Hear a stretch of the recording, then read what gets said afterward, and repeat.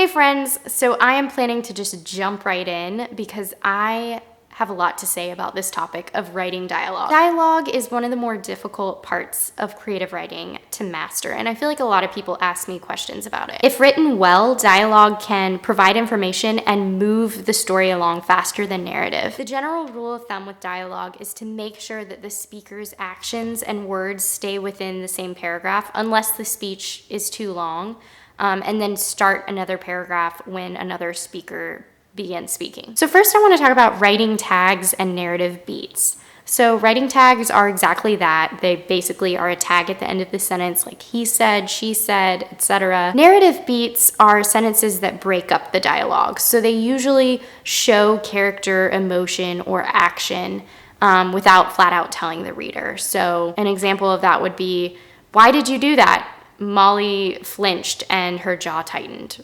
Something like that. This may seem really basic for some writers, but I feel like so many people lack the vocabulary, and so hopefully that's helpful to some of you. Now, a lot of writers get the impression, well, they're probably taught in school or something, that the word said as a writer tag is not creative or colorful enough. And they're basically told they shouldn't use that word.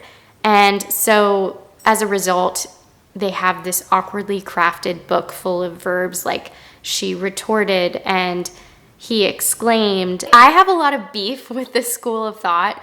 I feel that the writing should be strong enough so that the mood of the speaker doesn't have to be explained all the time. In the publishing world, said is the preferable writing tag. It's kind of invisible in some ways, and that's really good because that means that the readers can focus on the actual dialogue or the description in the narrative beats. Honestly, the job of the editor most of the time is stripping away all of the extra bells and whistles that only distract the reader. So let's pause and talk about punctuation for a second. We're just gonna get real granular here. So the distinction between ending speech in hesitancy versus being cut off or interrupted. Authors often confuse the two. So if you have a scene where two characters are speaking, well, one is speaking and the other cuts him or her off, then you would use em dashes there instead of an ellipses, according to Chicago Manual 6.87. That rule explains how you would use em dashes to indicate a sudden break in thought or an interruption in dialogue. But Chicago Manual 13.1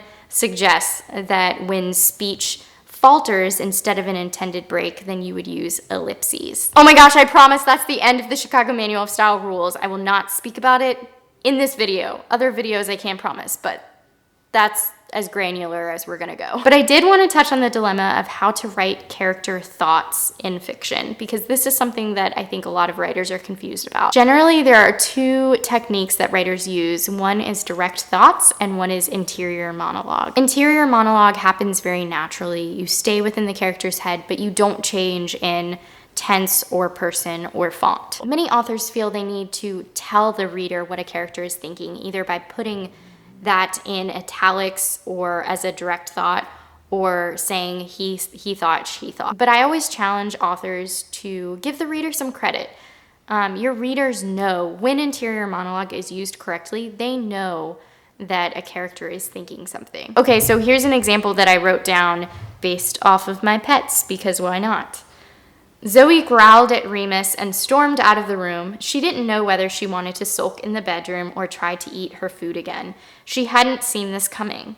Remus had been guarding her food all day. Of course he was going to try and eat her kibble. But this couldn't be happening. Not to her. Not now. And that's the interior monologue from the Dramatic Diaries of Zoe. So we move from the actual storyline into her interior monologue, and I think it was, why hadn't she seen this coming? And right away, readers are seamlessly brought into her line of thinking. So this technique is preferable for a lot of reasons. First, it deepens POV. It deepens the point of view. So it allows readers to have a more intimate look at the character's mindset. Secondly, it doesn't interrupt the flow of the story. There's no momentary jolt that the reader experiences because it's in the same tense, it's in the same person and the same font. Direct thoughts, which I'll get into in a second, are always italicized. And there's something to be said for interior monologue for the sole reason that readers don't have to read a lot of italics or switching from Roman to italics. The second way to write characters' thoughts in fiction is through direct thoughts. Direct thoughts are telling, and most editors will advise you to use them sparingly. They are always in present tense, they're usually italicized, and they're always in first person. So the jolt, if the story is in third person and all of a sudden the direct thought is in first person, even if it's just for a nanosecond, it can distract the reader. The change is pretty noticeable. Sometimes direct thoughts are awesome and I don't have any issue with them in general. I just think interior monologue, when you can use interior monologue, is preferable. I could go on and on about dialogue in creative writing, but I think that's a good foundation for now. Leave a comment down below if you would with maybe some writing tips you have with dialogue, or maybe you've read a really horrible dialogue tag lately and you want to share that down below. Thank you so much for watching, and I will see you tomorrow. Bye.